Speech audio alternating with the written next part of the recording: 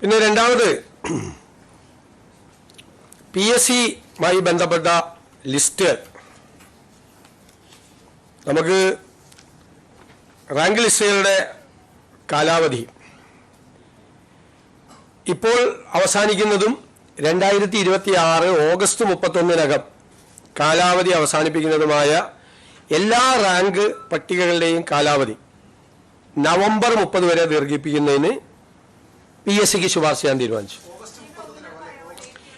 2026 August 31-നകം കാലാവധി അവസാനിക്കുന്ന എല്ലാ റാങ്ക് പട്ടികകളുടെയും കാലാവധി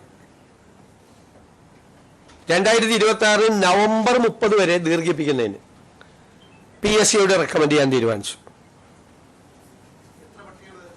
അത് നമ്മൾ കളക്ട് ചെയ്തിട്ടുണ്ട്, അത് പറയാം, വിശദാംശങ്ങൾ പിന്നീട് പറയാം. അതിൻ്റെ അകത്ത് സാധാരണ അങ്ങനെ ചെയ്യാറില്ല. പക്ഷേ ഈ ഇലക്ഷനും മറ്റു കാര്യങ്ങളൊക്കെ ആയിട്ട് ബന്ധപ്പെട്ട് ആ സമയത്ത് ഒരു അപ്പോയിൻമെൻറ്റും നടന്നില്ല, ഇലക്ഷൻ നോട്ടിഫിക്കേഷൻ്റെ സമയത്ത് നടന്നിട്ടില്ല.